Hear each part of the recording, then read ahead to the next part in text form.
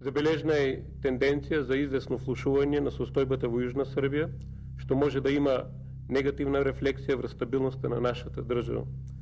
Постојат вооружени, униформирани припадници на нелегални групи во определен дел од пограничниот појас меѓу Република Македонија и Сојузна Република Југославија во делот со Косово, чиј присуство може да предизвика сериозни инциденти и загрозување на стабилност и безбедноста на Република Македонија.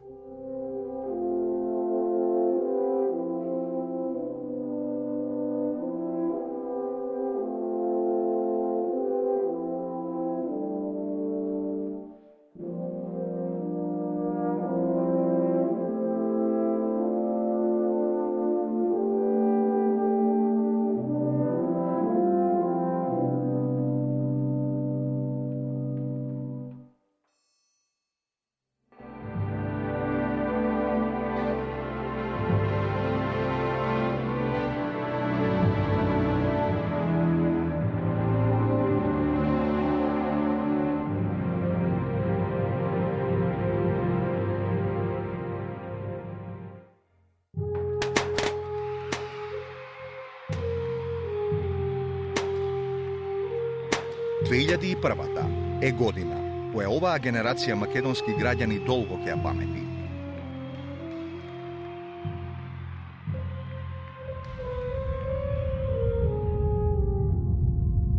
Тоа е година кога злобниот дух на војната, мирисот на барутот и човечкото страдање го почувствувавме директно врз нас.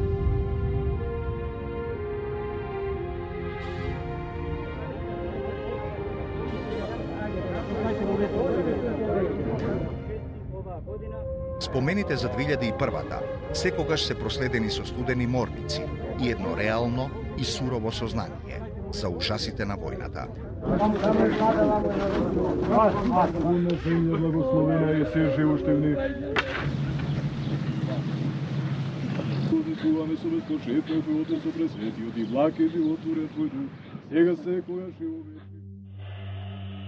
Смената на режимот на Милошевиќ во Србија, како и победата на умерениот Ибрахим Ругова на локалните избори во Косово во 2000-та, требаше да го означи периодот на стабилизирање на Балканот. This is the time in the Balkans where decisions should be taken by the ballot box and not by the bomb or by the bullet.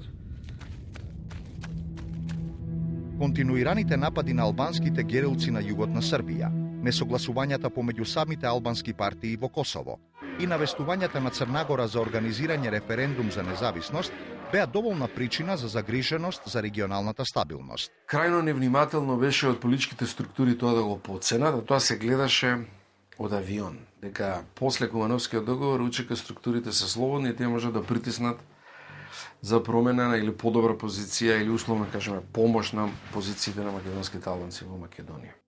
На самиот почеток на 2001-та, сите проценки укажуваа дека најголемата опасност за безбедноста на Македонија всушност доаѓаше од можноста нападите на албанските милитантни групи да се прелеат од Косово на македонска територија. Постои една димензија која е врзана помеѓу косовскиот и македонскиот конфликт 99-2001. Македонските албанци почувствуваа дека во тој момент со Косовската војна или војната за Косово 99-та се води битка практично за се албанската кауза во регионот. Рано изутрина околу 2 часот пополноќ нападната полициската станица во село Теарце на 10 километри од Тетово. Биланс од нападот, еден загинат полицаец, еден потешко повреден и двајца полесно повредени. Одговорноста за нападите ја презеде Ослободителната национална армија ОНА. По тоа време, ретко кој веруваше дека ОНА ќе стане фактор кој ќе ги диктира внатрешно-политичките процеси во Македонија. Они тргнаа во војната многу тврдо со расистички и фашистички соопштенија во комуникејата. Дека со Словени нема да живеат на иста територија, дека се тоа албански територии, дека тука мора да се изврши етничко чистење во основа.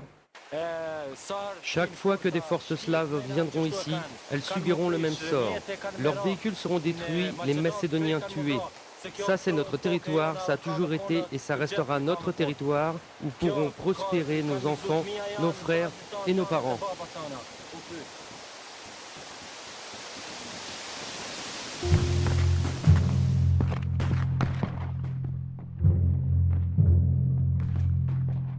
На 16 февруари, македонската јавност можеше да се увери дека селото Танушевци на македонско-косовската граница го контролираат албански вооружени групи. Истиот ден започнаа судирите меѓу припадниците на македонските безбедносни сили и ОНА.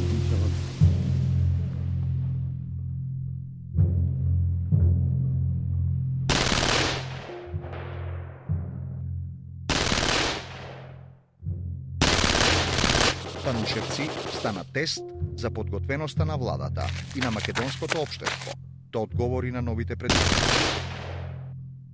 Ги осудуваме насилствата и мислиме дека само политичките методи ги водат албанците кон решавање на нивните проблеми. Како оценувате дали таа територија е окупирана? Па јас и конкретни информации за метри, милиметри немам, но ако се зборува за инцидент, значи дека имаме проблеми тука. Конфликт отпочна на еден специфичен начин со појава на некои изолирани групи на некои места и така натаму. Многу е тешко да изведувате борбени акции во услови на недефиниран противник. Имате ли контакти со политичарите од Косово и како го комуницирате тоа? Да, имаме контакти. Јас мислам дека ви самите слушнавте во последно време дека сите политички субјекти на албанците во Косово се дистанцира и ги осудува ваквите начини на действување. Веќе се појавуваат целулите на ОНА низ разни подрачја, почнувајќи од Танушевци и целиот Карадак, па потоа и низ Шара. Почна со мал инцидент во Тануше, па во Накале. Ја мислам дека и после таа фаза да му сериозно пристапеа нашите политичари на целиот проблем можеше да се исконтролира и да се смири. За жал, веднаш се поставија на две различни страни, почнаа да се пропукуваат, тоа го направија и медиумите, и граѓаните, и интелектуалците и заврши во конфликт. Меѓународните институции врз основ на домашните анализи, извештаи кои се дава од теренот, многу бргу дадоа собствени видувања, мислења и заклучоци кои јас би сакал да истакнам. Веќе на 16 март во 2001 година германскиот министер за надворешни работи Јошка Фишер ги користеше термините употреба на насилство, сила, екстремизам и тероризам. Тие настани, поготово загинувањето на еден припадник на ОНА во Танушевци, веќе ја најави фронталниот конфликт помеѓу безбедносните сили на Република Македонија и припадниците на ОНА. Во македонските медиуми и официјалната политичка реторика, ОНА беше именувана како терористичка организација, додека пак припадниците на ОНА се декларираа себе си како борци за албанската кауза. Некогашниот американски амбасадор, мој инаку близок пријател и сосед, Кристофер Хил, кој направи навистина блескава кариера во американскиот State Department, кога се видовме прв пат да се чуеме што е ова што се случува, рече дека се видел со некои луѓе на учек на Косово и наш. И буквално рече вака, вика таму има романтично заблудени луѓе кои бараат некои работи од минатото, има, вика, незадоволни војници од корпусот на когашната учека, корпусот за заштита на Косово, мобилизирани и принудени албанци, значи за пари, и вика една група на збунети луѓе.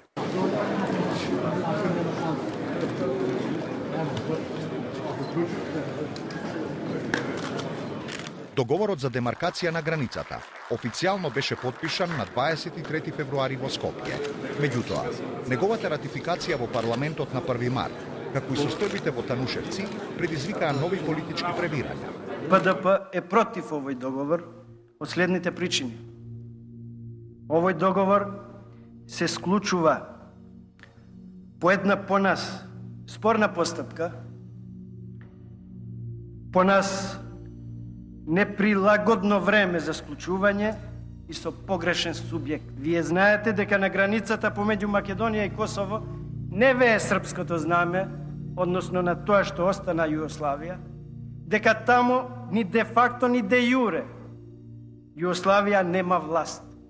Политички несредената ситуација покажа дека тешко ќе биде постигнат политички консензус и национално единство околу справувањето со она. 2001 представува круна на незадоволството на граѓаните албанци и одредени структури кои дојдоа до заклучок дека сепак преку инструменти на политичкиот систем, преку диалогот, институциите на системот не може да се направи некој поголем преокрет, некоја позначајна промена во Македонија и тие луѓе беа убедени дека мора во оваа фаза да се направи нешто повеќе. Професионалци кои од Босна преку Косово и Јужна Србија се ќе завршат овдека и се знаете што они никого тамо не победиле, се треба нас да не победат. Тоа нема шанси. Тоа нема шанси. Мислам дека стои се во рацете на владата се уште. Па самиот Совет за безбедност е веќе расикан со таа тема, нели, за да ја оцениме безбедносната состојба во нашата држава, посебно нели со посебен акцент на состојбата на нарушувањето на границите на Република Македонија во одредени сегменти. Свесни за таа сериозност и за одговорноста која што ни припаѓа, ќе остваруваме од овој момент натаму целосно легитимна комуникација со председателот на Републиката Борис Регоски. Политичките поделби во Македонија, како и неадекватниот и неефективен ангажман на трупите на НАТО на границата, одеа во прилог на албанските герилци. Македонската влада имаше вербална поддршка од НАТО и од западните земји за заземениот цврст став за заштита на територијалниот интегритет и суверенитет, но таа истовремено беше советувана да не прибегнува кон преголема сила. I believe Mr. Hakerup will encourage the president not to take a large-scale action due to the fact it could destabilize the area, and also due to the fact that we have no confirmation that this conflict is emanating from Kosovo. Имено ако признаат дека се работи за агресија од Косово према Македонија, треба да падне во вода целата политика на меѓународната заедница на Косово во последните 2 години и интервенцијата на НАТО во Косово треба да добие сосема друга димензија.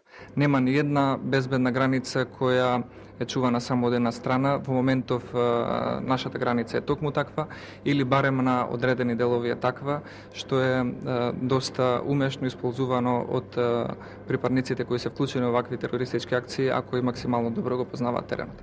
Не може да се надмине 2001 ако вие објективно не пристапите на 2001. Вие уште имате мислење тука дека тоа беше инвазија или агресија од друга држава.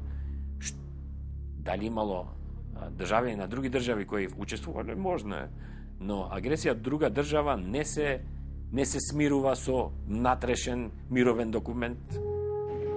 Ваквата состојба беше искористена од она кон практикување стратегија за зголемување на тензиите, во очекување дека со тоа ќе ја зголемат поддршката од локалното население, што на крајот би довело и до мешање на Западот како медијатор меѓу спротивставените страни.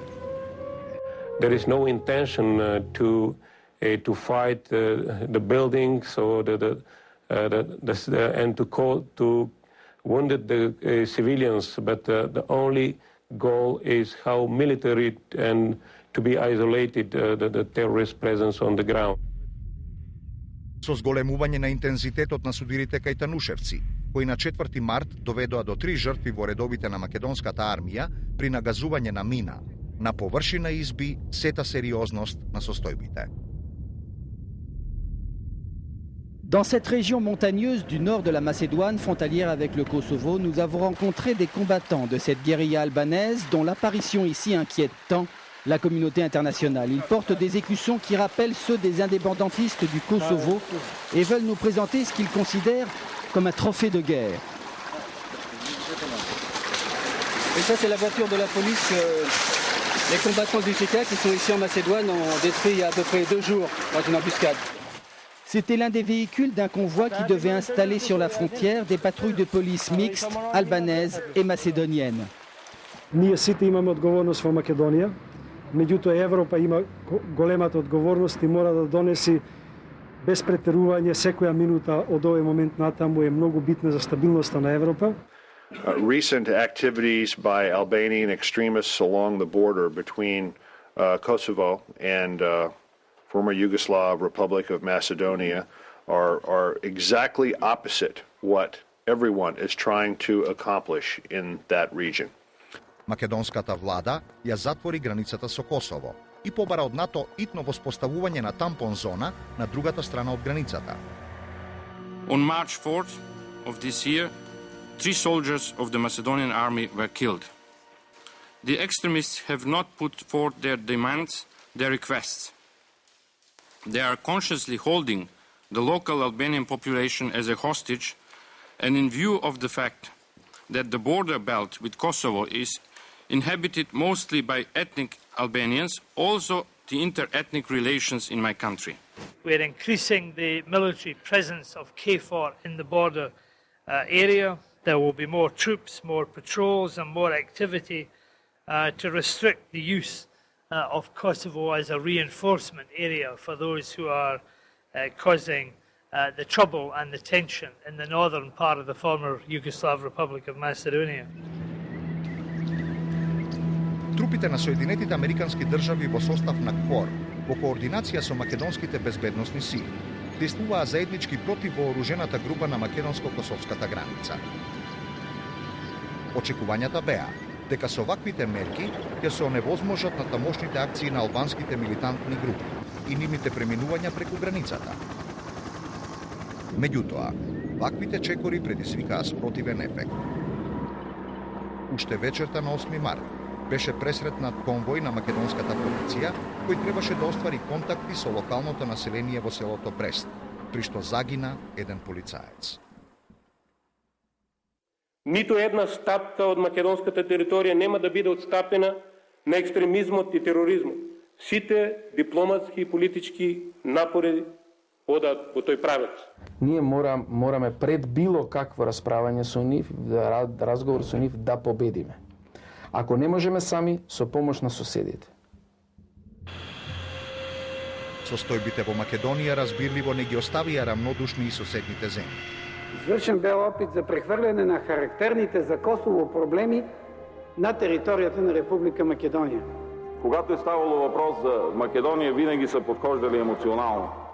The international community will not allow those democratic institutions here to be undermined by a bunch of murderous thugs in the mountains to the north. Кога дојде Џорџ Робертсон овде, кога се видовме, тој рече: луѓе, завршете со нив со политички средства, тие се криминалци. На англиски рече thugs. Најчесто нападите од екстремистите беа долж косовската граница. Тие напаѓаа на начин кој беше многу сличен на нападите во Косово во 1997 и 1998 година. Освојуваа село по село и така ја ширеа територијата. Водачите на АНА, вклучувајќи го Али Ахмети и Фазли Велију, по потекло од Западна Македонија, изјавуваа дека имаат илјадници вооружени борци под нивна команда. Председателот на САД Џорџ Буш во првата изјава за конфликтот изрази поддршка на македонската влада во напорите за справување со малата група на екстремисти. Советот за безбедност на Обединетите нации усвои резолуција со која остро го осуди насилството на екстремистите на Балканот.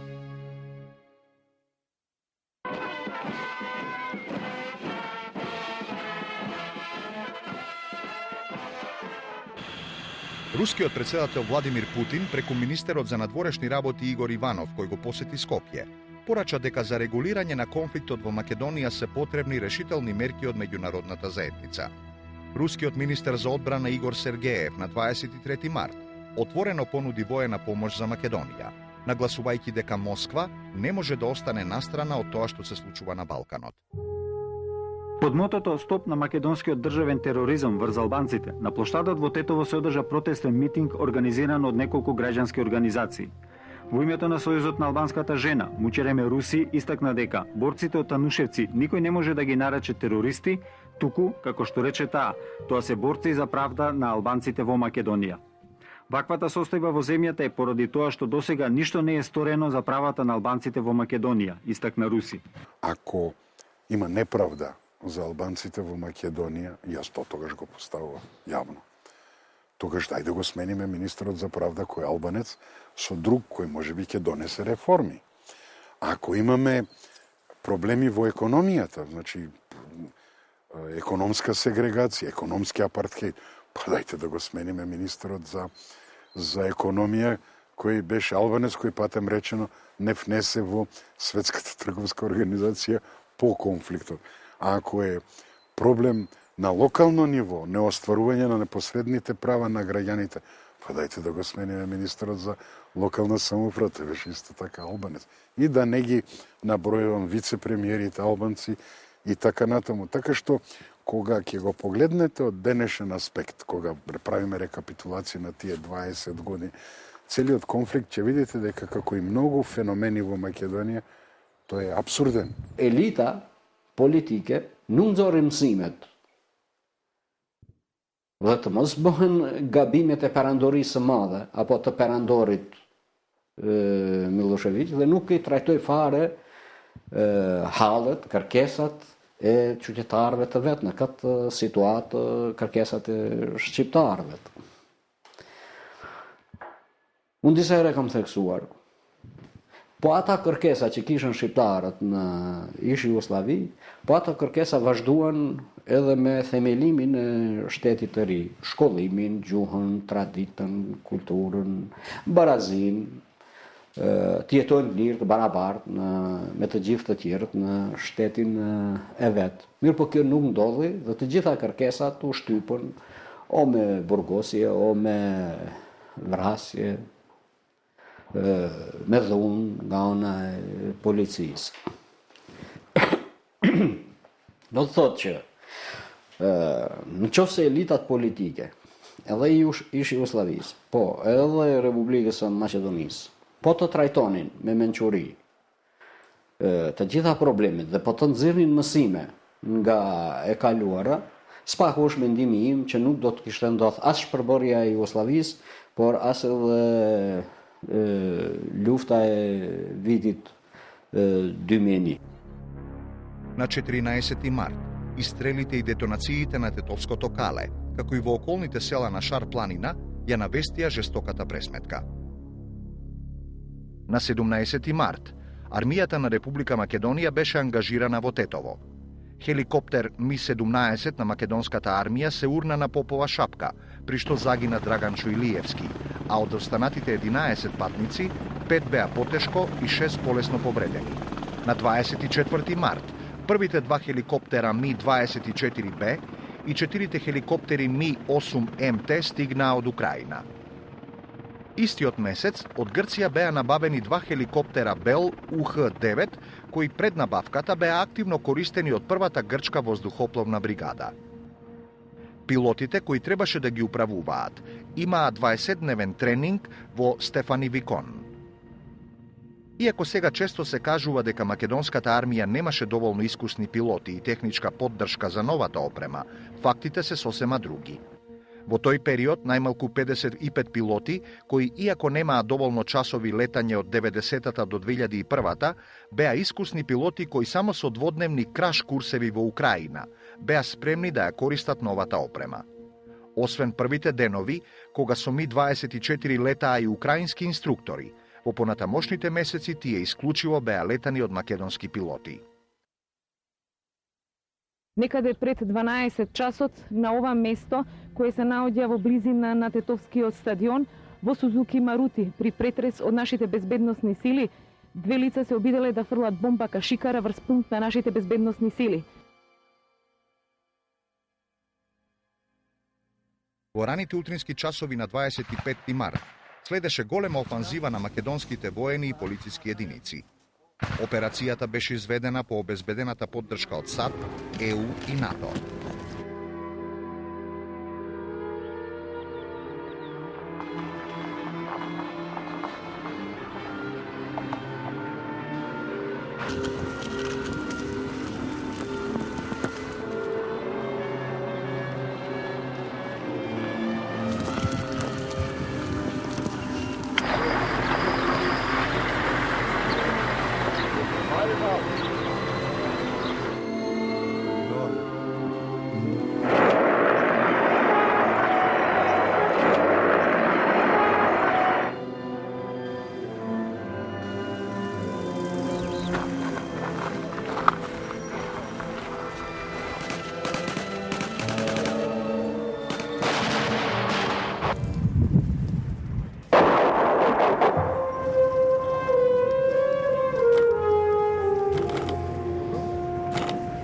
Офанзивата резултираше со експресно заземање на клучните позиции на она околу Тетово уште истиот ден, на 25 март.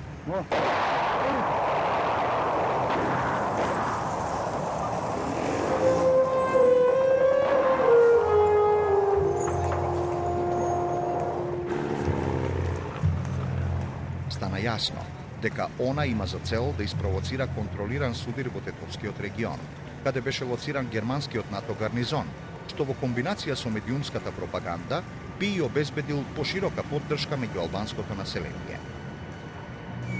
Повторува, ние можеме да имаме политичка контрола, но безбедносна контрола не. Затоа што специјалните единици на македонската полиција буквално немат ни еден албанец, посебните единици исто така немат ни албанец во нивните редови и многу тешко е да се влие во вакви ситуации. Во тој период, за жал, јас бев еден од ретките кои повикував на потрезвено реагирање, да не се вжешти понатака атмосферата, туку да се повикуваме на разумот и да се отвори таа Пандорина кутија која до тогаш не беше позната. Немаше политичка платформа објавена она, не се знае нивните политички барања и барав тоа да се види, да видиме што од тие барања може да се инкорпорираат во системот, што од тие барања барат промена на уставот и сето тоа да се реши на мирен начин. Во крајното барање било остварување на човекови права или поголема лобираност, односно имплементација на одредени етноси во структурите на државата, тогаш тоа не морало да се прави со одредени вооружени дејства и така натаму. Правата кои сега се квантифицирани со бројка постоја и пред тоа. Меѓутоа, дефинитивно имаше прелевање. Не во целосната структура, но во голем дел. Кога ние сега ќе го подпишеме првиот ваков договор, Македонија ќе биде првата земја од регионот со најнапредни односи со Европската Унија и ќе представува модел за другите земји од регионот. Патот на Европа е широко отворен за Република Македонија и како таква да ја градиме заедно. Македонци, албанци, турци, срби, власи и сите други граѓани на мојата држава. Macedonia is on the brink of real trouble. On the 23rd of April, significant progress was already announced. The census was postponed. The third TV channel is agreed. The university in Tetovo agreed, and the President has proposed his agenda of 5 further points. Тие порачаа дека изборот всушност е меѓу обединета Македонија или уште едно балканско крвопролевање. Суровиот масакар на 8 припадници на македонските безбедносни сили во реонот на шарпланинските села Пејце и Селце на 28 април суштински го измести текот на настаните, доведувајќи ја Македонија на работ на граѓанска војна. Во Вејце сметам дека информацијата дека ќе оди патролата има добиено или прислушкувано разговорите или значи има информација, ги начека, беше тоа мешовита полициско-војна патрола, класична заседа, ги убија припадниците на безбедносните сили и потоа ги запалија. Полката и тагата не треба да ни го помати умот, треба да ја сочуваме присебноста. Борбата против тероризмот ќе биде долга. Ќе треба да смогнеме сили и да почнеме офанзива и воена и политичка и дипломатска. Нам ни се случи голема трагедија. 8 луѓе загинаа, 6 се повредени. Имаме најави дека безбедносната ситуација може да се влошува. Во овој момент најмалку е битно дали ќе имаме широка или голема коалиција. Најмалку е битно дали политичкиот диалог ќе почне денес или ќе почне вчера или ќе продолжи утре. Во овој момент треба да најдеме начин како ќе ја браниме и одбраниме Македонија. Револтот се пренесе на улиците на Битола, каде спонтано на собраните неколку стотини млади луѓе демолираа и уништија повеќе објекти во сопственост на албанската етничка заедница. Армијата на Република Македонија и полицијата реагираа со носење на повеќе оклопни возила во околината на Вејце. На 2 мај, одново се разгореа борбите околу Тетово, при што македонската армија ги извести цивилите да се евакуираат од неколку села.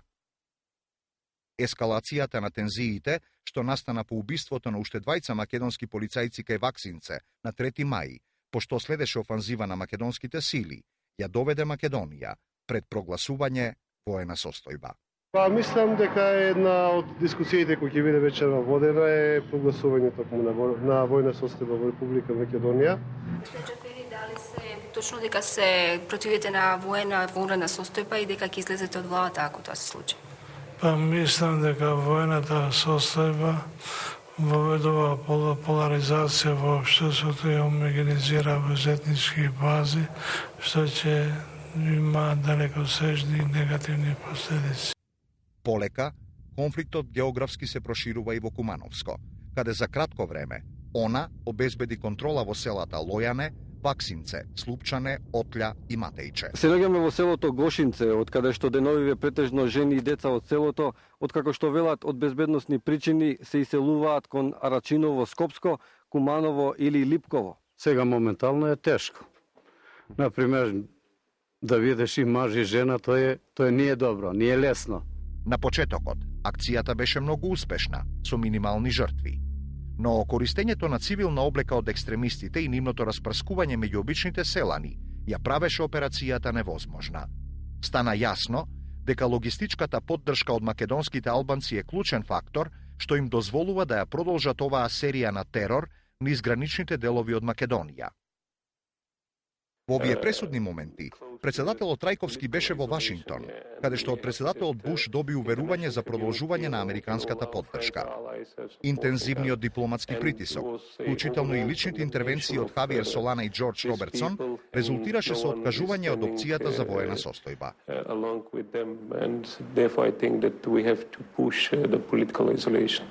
Is there a military solution to this?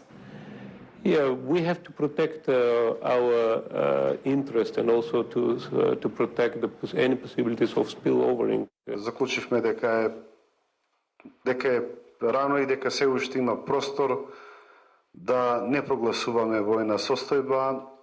Мислам дека полициските и армиските сили ќе добијат уште поотворени раце и веруваме дека проблемите можат во овој момент со добра волја да се решат без војна состојба. Ескалацијата на тензиите одеше во прилог на она, која во изминатиот период остана изолирана, на внатрешен како и на надворешен план. Робертсон ги нарече она грст убијци и криминалци, чија што цел е да се уништи демократска Македонија и кои ги користат цивилите како човечки штит, во циничен обид да испровоцираат ново балканско крвопролевање.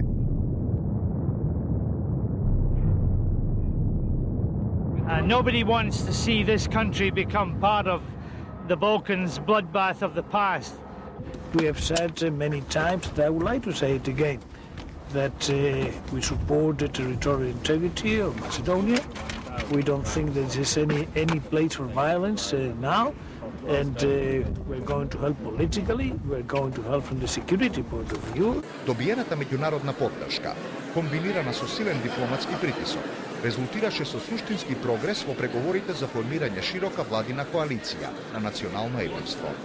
Мислам ова е еден исклучителен момент да имаме ние вака влада со волку широка поддршка. Кај сите превладува едно мислење дека е многу побитно како ќе се справуваме со оваа безбедносна криза, отколку некакви распределби на места или кој со што ќе учествува. Барем тој впечаток го имаме и тоа е добро, бидејќи на сите мислите повеќе не се во Кумановско или во Тетовско, отколку во тоа како ќе се структурира владата на првото ниво или на второто или во поширокиот состав. And the moments like these ones is very, very important. All the leaders of the country, all the responsible leaders of the country do get together to work for the same aim and for the same goal. Гергевски, може ли една изјава? Добро вечер. Најнапред да ни кажете што се разговараше во македонскиот парламент. Па, имавме долги разговори околу формирањето на големата коалиција и мислам дека голем дел од работите се движат во добар правец. Вие јасно и гласно поддржува таа идеја на голема коалиција. Мислам дека тоа е едината решение кој имаме моментално. Почитувани, Република Македонија минува низ тежок испит, можеби и најтежок од кога се прогласи нашата независност. Република Македонија се судрува со сили, добро организирани, обучени и опремени надвор од нашата држава, со сили кои јавно декларираат да ја уништат државата. Токму затоа ја правиме оваа голема или широка коалиција на политичко единство во земјата. На 13 мај, новата коалицијска влада веќе беше изгласана во парламентот. Западот настојуваше на широка коалиција, очекувајќи дека со тоа ќе биде обезбеден политички и безбедносен фронт кој ќе ја намали способноста на ООН за дестабилизација на земјата. Лидерите на ДПА и ПДП одржаа тајни преговори со лидерите на ООН. Исходот од овие преговори, изведени под медијаторство на представникот на ОПСЕ Роберт Фровик, резултираа со подпишување на заеднички политички документи. Стана известно дека во неуспехот да се позиционираат како вистински представници на албанците, ДПА и ПДП прибегнуваат кон прифаќање на политичката платформа на ООН. Очекуваме да продолжи политичкиот диалог, меѓутоа политичкиот диалог и покрај големото барање на меѓународната заедница тешко може да продолжи ако немаме јасно и недвосмислено оградување на подписниците на тој договор од подписот со господинот Ахмети од многу едноставна причина што во очите на македонската јавност Ахмети е наредбодавец за убиство на над 20 на полицајци и војници на македонската армија и никој од нас не може да преговараме во таков состав. Реакцијата на ЕУ, НАТО и САД за осуда на тајните преговори беше диктирана од опасноста за распад на владината коалиција и на тамошно поларизирање доуж етничките линии. Под силен притисок на западните дипломати, албанските партии ретерираа, јавно откажувајќи се од договорот со ООН. Во замена за тоа, председателот Трајковски истапи со план за делумна амнестија на борците на ООН, додека премиерот Георгиевски изрази подготвеност за суштински отстапки во однос на уставните реформи. Господинот Трајковски се мачи да најде некој порационален пат за излез од кризата, комбинација на хуманитарни работи, комбинација со она луѓето и да останат тука, комбинација со амнестија на луѓето. Во меѓувреме, борците на ООН го прошируваат фронтот и постепено се приближуваат кон Скопје, користејќи го Арачиново, кое што беше прибежиште на бегалците. Меѓутоа со време тоа зема се поголем замав и така натаму. Дури почна да се прават и некои организирани војни формации од тие со кои треба да се справиме и така натаму. Меѓутоа, многу е лесно да земете луѓе и да формирате некоја единица. И да кажете, еве, имате единица. Не значи ако соберете 300, 500, 1000, 5000, не е битно и 10.000 луѓе, и тоа го направите во рок од една недела и дека вие имате војска организирана. Жештената политичка сцена дополнително беше разгорена. По појавата на написот во весникот Вечер, дека членови на МАНУ подготвуваат план за размена на територии и население меѓу Македонија и Албанија, како решение на кризата. Иако овие наводи беа демантирани, истите покрај оставката на тогашниот председател на МАНУ Георги Ефремов оставија впечаток на отсуство на консензус во македонското општество околу приодот за решение на конфликтот. Ваквата состојба се обиде да ја искористи Грција, која преку официјални изјави и преку владините медиуми порача дека широката коалиција треба да изгласа промена на уставното име. Сето тоа ги илустрираше исклучително сложените услови во кои се најде Македонија. Потенцијалното инволвирање на НАТО само ја охрабри она, која на 9 јуни објави дека го контролира Арачиново, заканувајќи се со гранатирање на Скопје, рафинеријата Охта и Скопскиот аеродром. Сабале од 8 сат се слушна истрели од автоматско оружје горе во планината. После тоа у 9:15 оваа граната одека што падна прва, тука експлодира и тука се разнесе парче кај мене кај на тераса на кујата падна. Две гранати, автобусот идеше од Стајковци према Булачани и Раштак и него беше угаѓале. Арачиново од тактичка точка беше до Скопје. Преку Арачиново можеше да се гаѓа Скопје, ако се имаше доволно јако орудие, можеше да се гаѓа рафинеријата и можеше да се гаѓа аеродромот. Значи тоа беше стратешката цел на Арачиново. Арачиново, цивилното население беше евакуирано, се исели, останаа само борбените структури на ОНА и беше легитимна цел на македонските безбедносни структури. Джордж Робертсон истапи со јасна порака до Али Ахмети, терористите да го напуштат Арачиново и да го положат оружјето и да го остават политичкиот диалог на легитимно избраните представници. And I call on those who use violence and who use the guns for politics to lay down these arms and to choose only the political process. Пресвртниот момент со Арачиново се случи кога председателот Трајковски на 22 јуни нареди офанзивна акција за разбивање на терористите во Арачиново.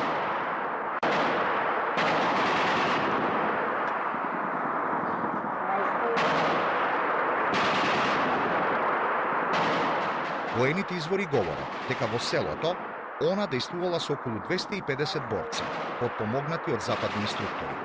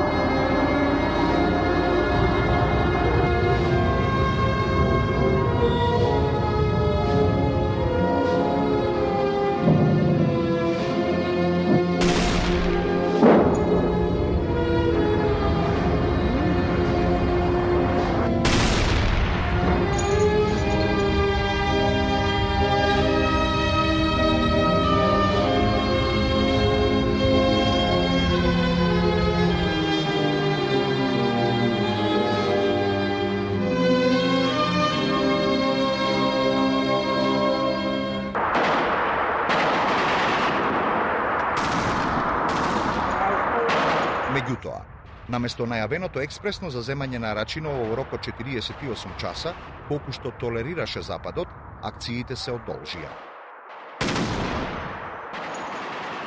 Следеше силен притисок врз македонскиот државен врв за стопирање на акциите во Арачиново.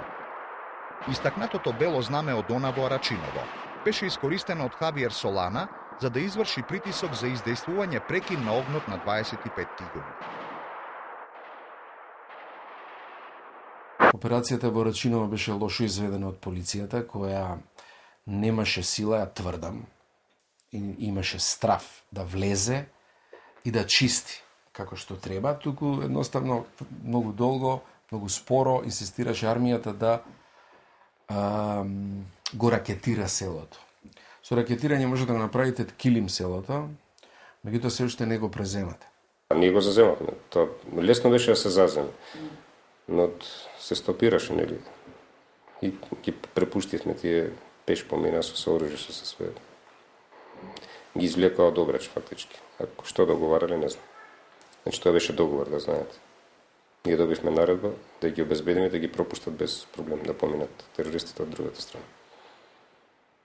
Договорот од Белви предвидува до 18 часот денеска терористите да го напуштат Арачиново во конвој од 10 автобуси, придружувани и заштитени од македонската полиција и единиците на КФОР. Арачиново? Арачино, да. Кого ќе возите? Избегниците. До каде ќе ги носите? Не, мислим до Јажинца. До Јажинца? Да. Кои избеглици? Тие што албанци. Тие што војуваат, мислите? Да.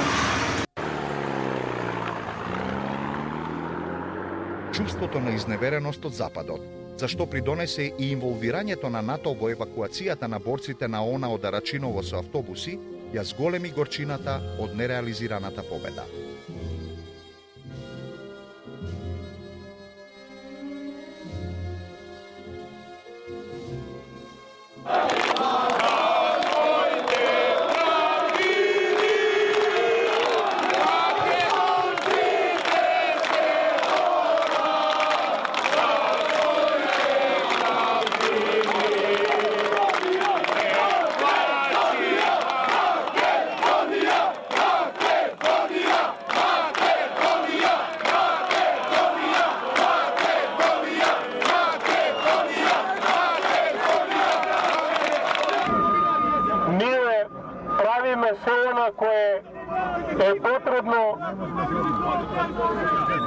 И ќе преземеме сите решителни чекори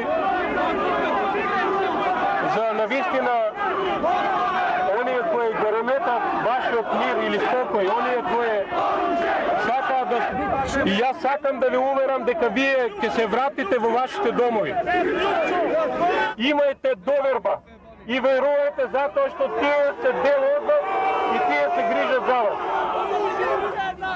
Цврстина таму каде што треба да се покаже цврстина, а разум таму каде што треба да се покаже разум. Молам, немојте да подпаднувате на различни еуфории, на подбуцнувачи. Јас сакам да ви уверам дека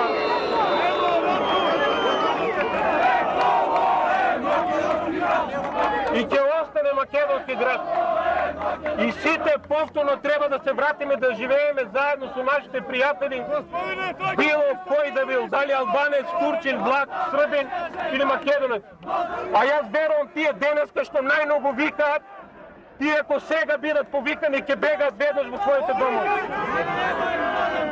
Од мене толку.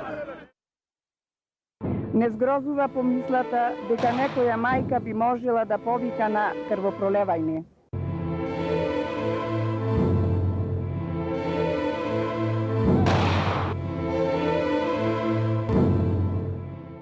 Душата на твоите родители, твоите најблиски, твоите соборци и сите нас.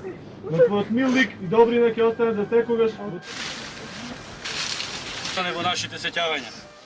Овој тажен миг.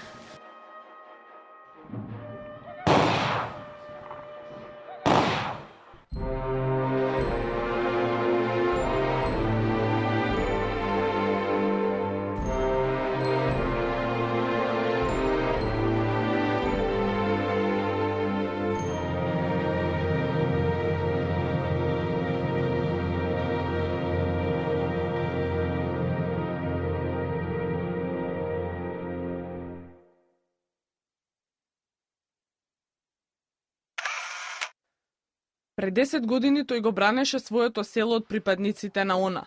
Пред 10 години храбро војуваше за слобода на Лешок и за чувување на слободата на Македонија.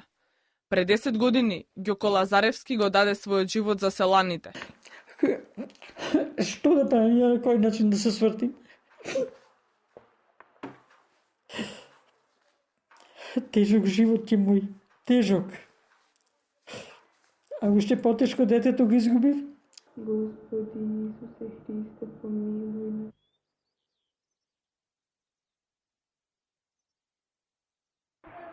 Жетвар, лето Господово 2001.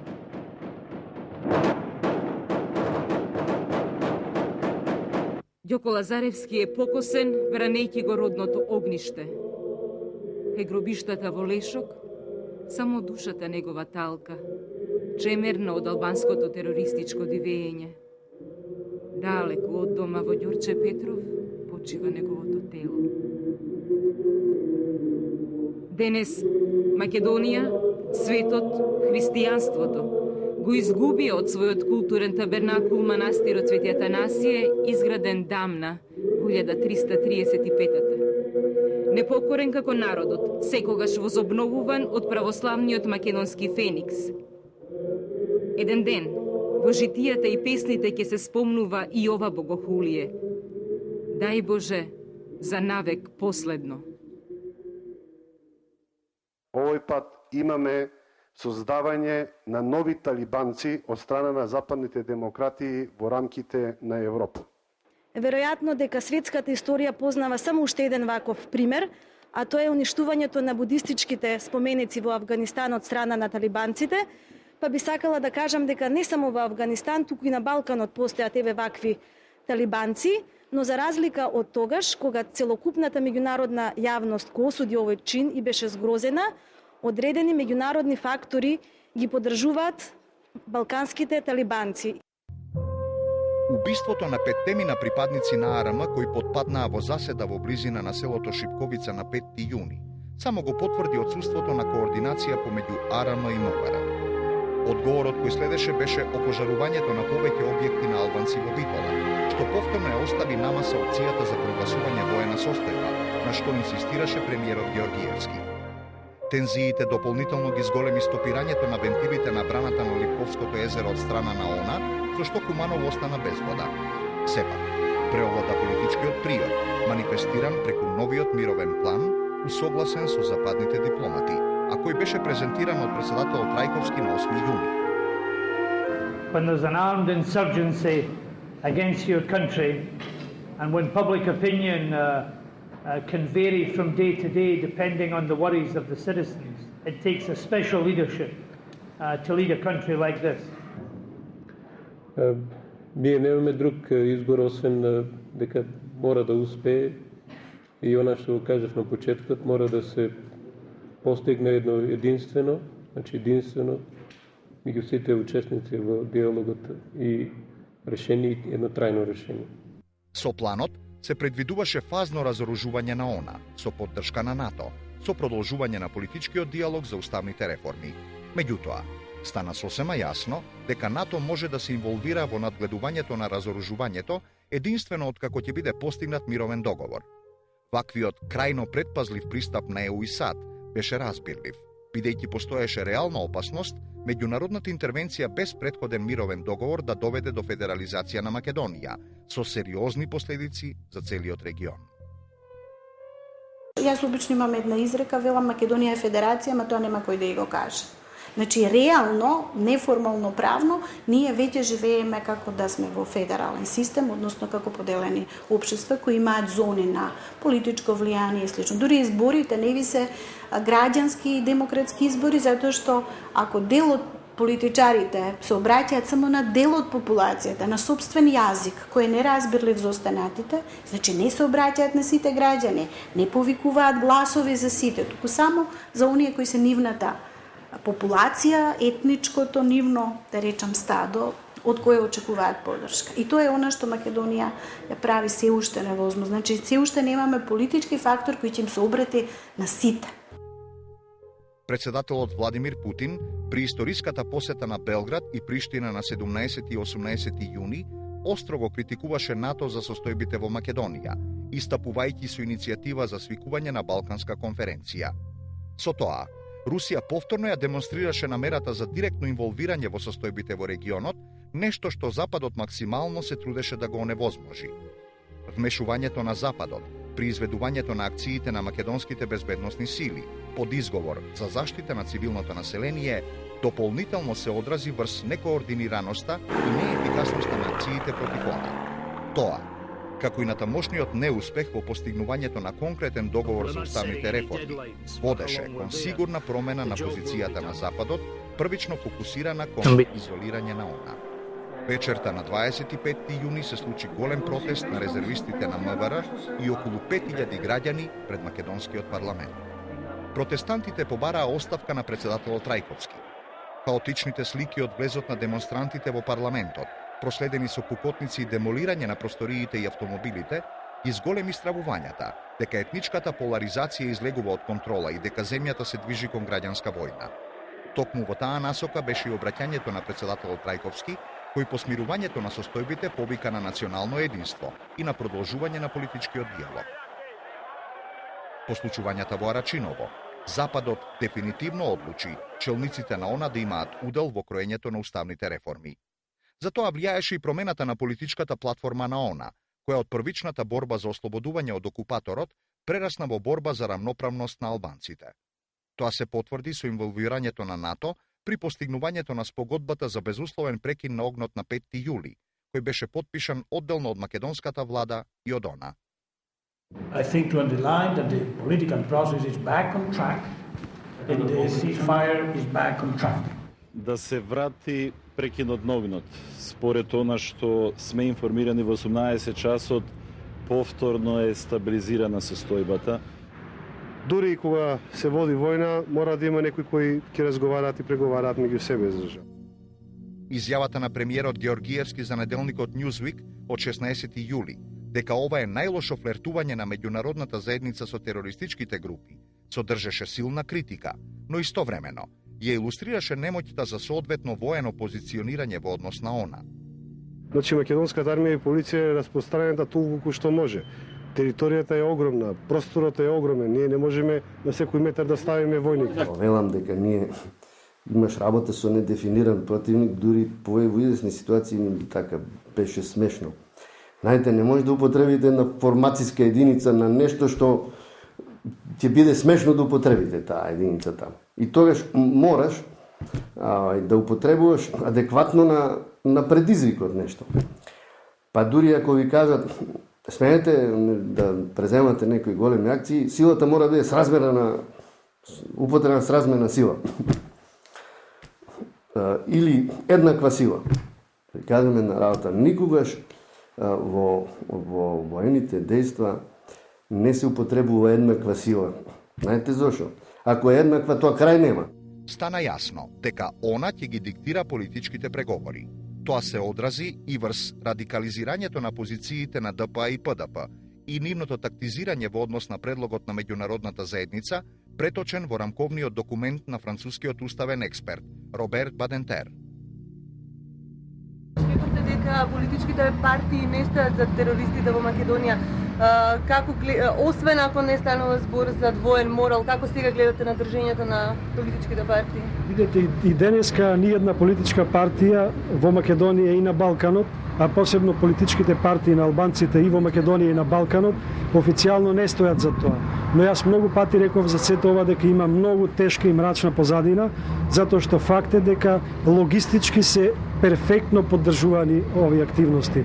Од своја страна, САД и ЕУ не сакаа да ја испуштат шансата и преку испраќањето на специјалните представници Джеймс Пердју и Франсуа Леотар настојуваат да извршат силен притисок врз обете страни за конечно постигнување политички договор.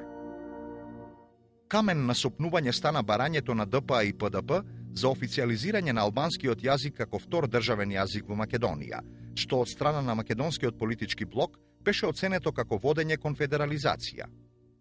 Поентата на говорот да не се свиѓа на целиот свет, да не им се свиѓа на македонците, нели е работата да сме компромис? Нема компромис. Каков компромис? Ако некој мисли дека албанците треба да се убиват, зашто бара да зборуваат на нивен мајчин јазик, да го официализираат јазикот, мислам дека тоа личи на рацизам. Токму во овој сегмент беше фокусиран ангажманот на олеснувачите Пердју и Леотар, кои понудија модифицирана верзија за изнаоѓање компромис. Меѓутоа, на 22 јули, судирите со сета жестина беа обновени, пренесувајќи се и на самите улици во Тетово и во околните села. Додека се водеа жестоки престрелки во Тетово и околината, што предизвика протести во Скопје, проследен со каменување на амбасадите на САД, Британија и Германија, на неколку десетини километри оддалеченост, во посета на Косово, беше председателот на САД Џорџ Буш.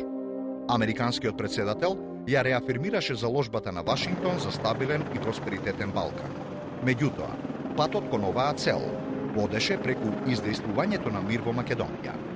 Во таа функција беше посредништвото на НАТО за издејствување нов прекин на огнот, советување од Али Ахмети, дека ОНА ќе се врати на позициите од пред 6 јули и дека ќе обезбеди мирно враќање на бегалците. Одлуката, преговорите да се преселат во Охрид, требаше да доведе до медиумско изолирање на политичките лидери, со цел да го сведе на минимум политичкото тактизирање и меѓусебните обвинувања. Со тоа беа создадени услови за континуирани преговори под засилен меѓународен притисок. И тие преговори, накратко, беа отпочнати во Скопје. За жал, во Скопје не постигнавме некој договор. И кога меѓународниот фактор се убеди дека ние сами меѓу себе нема да можеме да се договориме, не притисна и не собра во Охрид, не затвори тамо во вилата Билјана на тогашниот покоен председател Борис Трајковски, кој ја превзема улогата на посредник, како председател на сите граѓани, и со олеснителната улога на меѓународниот фактор, сепак дојдовме до некое компромисно решение. Во позицијата на преговори тогаш водеше Борис Трајковски, кој го презема, неговиот рейтинг околу тоа беше 1,5 поради тоа. Македонците нормално сметаа дека е тоа наметнат процес кој понижувачки процес кој ние го правиме тоа во посредство со странците, бидејќи уствари ние можеме тоа да го расчистиме воено, али они као ни да ги држат рацете и така натака, некои такви илузии имаше. Најпрвин беше постигнат компромис за статусот на албанскиот јазик, а по неколку дена и за локалната полиција. Дали тоа значи дека го прифаќате барањето, односно формулата на македонскиот политички блок 20%, каде што е во значителен број мнозинство албанското население, да се зборува на албански, како втор македонски остане на цела територија како единствен службен јазик? Да прифаќа, јас ќе испратив еден факс и се ќе беше вред. Не ќе имаше потреба за преговори и до прецизирање. Мислам дека ќе најдеме една добра формулација кој во себе ќе ги содржи и психолошките аспекти на употреба на јазик. Барањето да се употреби албанскиот јазик како официјален јазик не одзема никому право да го користи својот јазик. Сепак македонскиот е официјален јазик, прв официјален јазик во државата и тоа не би требало да му смета никому. Мислите ли сте после овој ден дека може да продолжат разговорите во малку подобар правец? Јас сум оптимист од почетокот, бидејќи преку 90% на проблемите се решени во Македонија, само 10% на небитни прашања не се решени. Кои се тие? Па мислам дека за македонецот е небитно кој право албанецот стекнува за себе. Ниедно право на македонецот не се укинува во Македонија.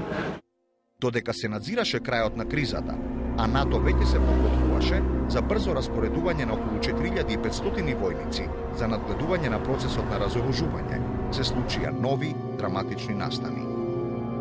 Загинувањето на 10 македонски војници, кои потпаднаа во заседа на автопатот Скопје-Тетово кај местноста Карпалак на 8 август, пошто следеше и загинувањето на 8 војници меѓу селата Љубанци и Љуботен на 10 август, предизвика жесток одговор од македонските безбедносни сили. Го возев автобусот легнат. Се додека ги слуша пукотниците и не осетив дека автобусот ме влечи на левата страна. Се исправив, здраво седнав за воланот и се до моментот додека автобусот не пана на бандаши, поминав 8,5 километра, каде што се извлеков себе си и сите што беа со мене.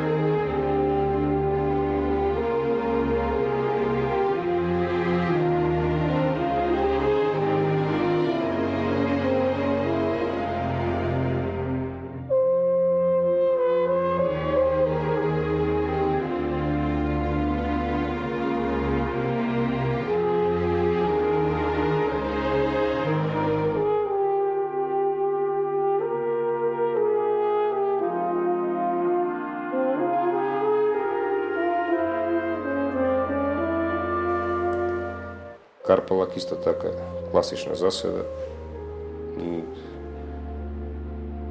Мислам дека со минавацачи или со ракини фрлачи ја нападна колоната на Арама од резервисти која се движеше према Тето.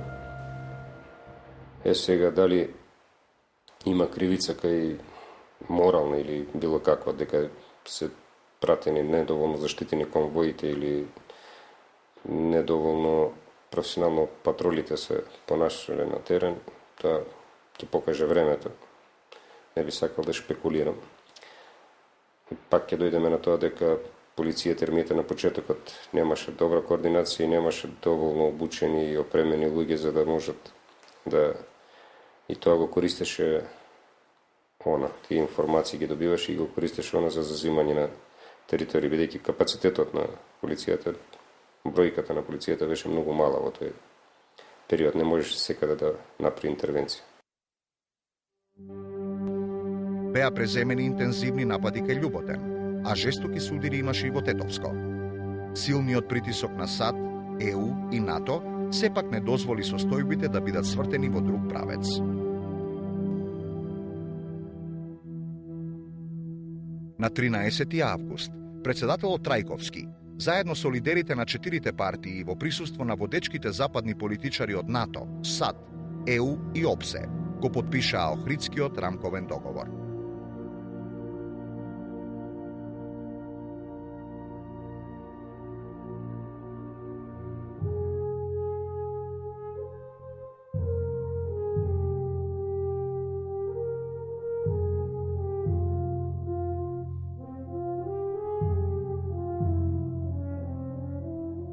Наспроти задоволството на западните представници, забележливо беше незадоволството на премиерот Георгиевски при ставањето на подписот.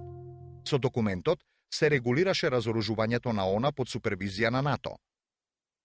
Предвидуваше промена на Уставот на Република Македонија, пред се првин тој уводниот дел прекин на воените действија од двете страни, отпочнување на постапката за промена на Уставот, промена на законите кои нема да бидат во согласност со новиот устав и оној последен дел, четвртиот анекс, кој предвидуваше враќање на довербата која беше разнишена и тоа поприлично, која во чии рамки беа враќање на полициските патроли составени од припадници на македонците и албанците, рехабилитирање на разрушените објекти во Липковскиот крај Рачиново, низ Шара, потоа враќање полека на раселените лица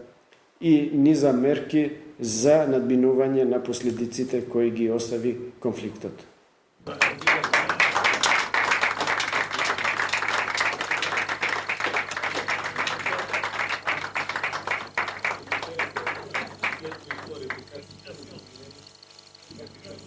Тврдам дека ние извлековме многу добра позиција од тоа преговари, какви бевме.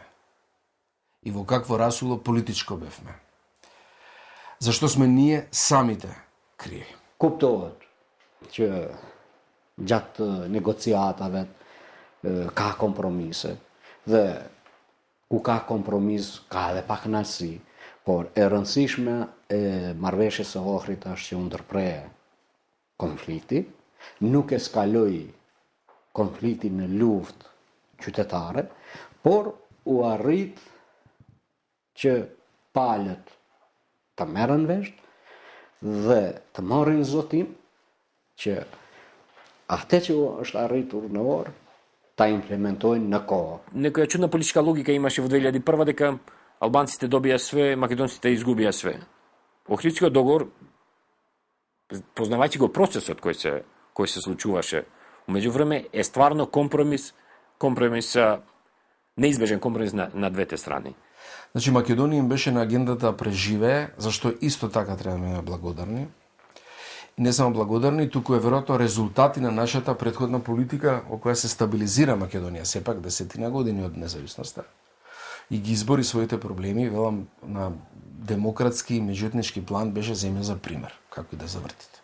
Ова се околу беа хорор сценарија за нас. И сега ова што се случи, делумно и поради помошта на тие структури од Косово, може би претежно заради тоа, на вистина Македонија не е виновна. Ја, например, сметам, хипотетички е тоа, дека ние суштината на Охридскиот договор ќе го имавме во реформи, разблажено во овој период до сега, и да немавме конфликт. Бидејќи Македонија е земја во која тој тип на преговори функционира.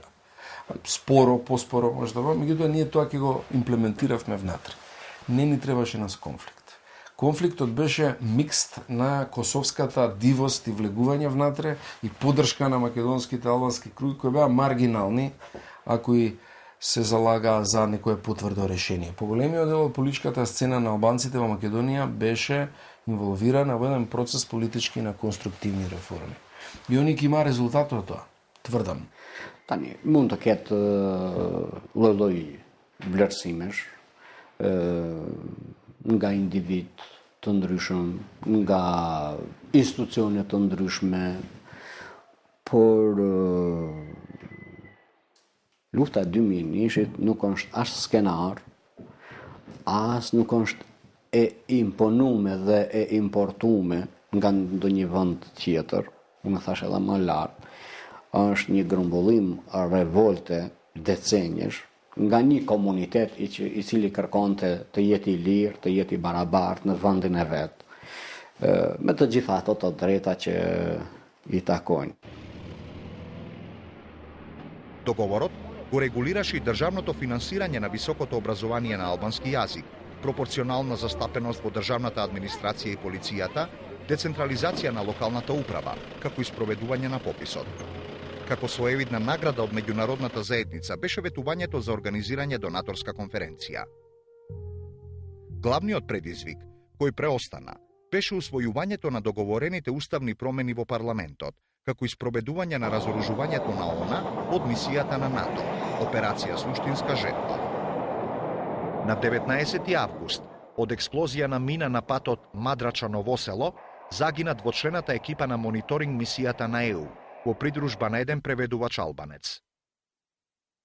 На 26 август 2001 година, во екот на најголемите воени случувања, македонската и светската јавност беше згрозена од безмилосниот терористички акт, кога беше разурнат мотелот Бриони во селото Челопек, општина Брвеница. Заедно со мотелот беа разнесени Светислав Трпковски и Боге Илиески. Мотелот е денес во урнатини, а грозоморниот чин се уште е неразјаснет. Иако Ахмети на 27 септември символично објави дека она веќе не постои, сепак остана да лебди прашањето колку таа реално се разоружала.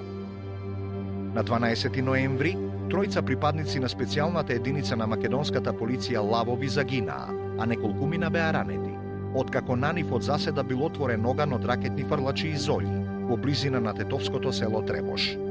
Истиот ден на 12 ноември беа ослободени 39 лица кои беа киднапирани од екстремистите во Тетовско, по долго ангажирање на Министерството за одбрана, во координација со мисијата на НАТО Килибар на Лисица. Постоеше загриженост дека продолжувањето на мисијата на НАТО води кон воспоставување на бинационален протекторат. За оневозможување на ваквото сценарио и обезбедување стабилен мир, клучен фактор остана ратификацијата на уставните реформи во парламентот.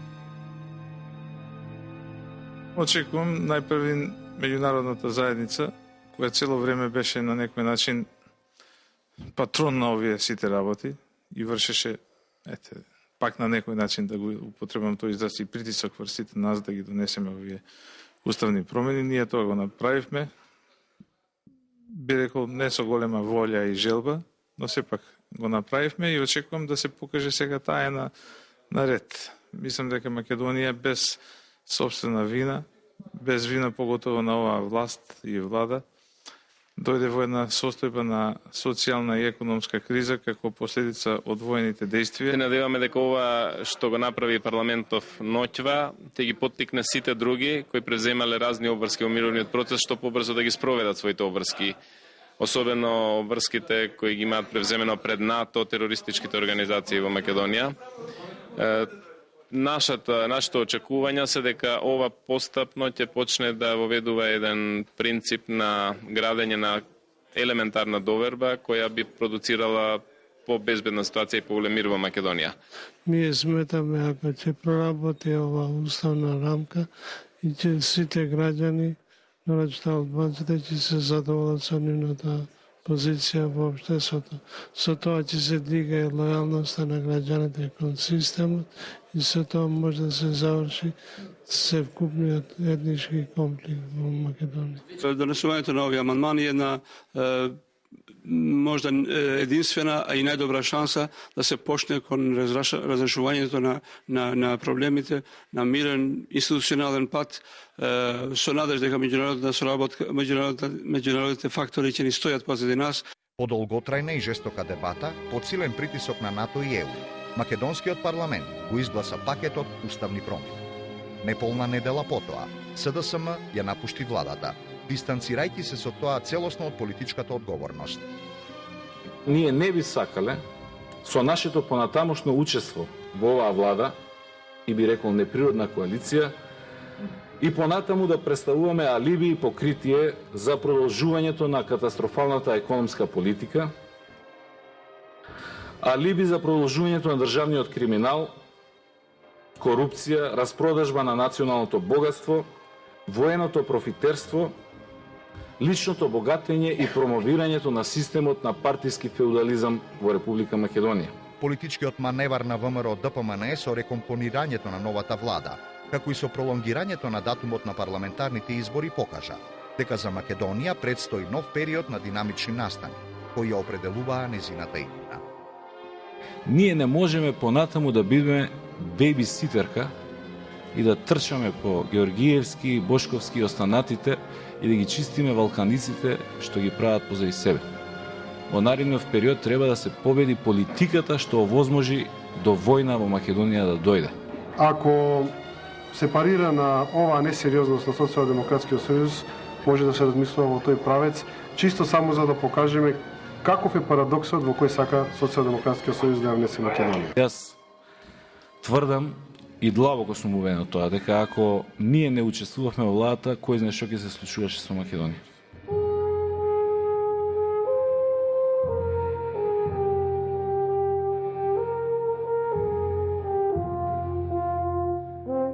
Промоцијата на филмот на Милчо Манчевски Прашина, кој имаше чест да го отвори Венецијанскиот филмски фестивал, покажа дека наспроти кризата, Македонија продолжува да го дава својот придонес за европската култура. 2001-та беше вистински бурна и пресвртна година во поновата македонска историја. Македонија беше поставена пред вистински жесток предизвик, суров факт, да се опстои или не. Сепак, Македонија го премости овој крвав период. Многуте жртви се доказ за крвавите темели на македонската самобитност, но и заложба да се истрае во иднината. Дали можеше повеќе? Останува некои историчари понатаму да не осудуваат, да не оправдуваат, само останува надеж, така е мен.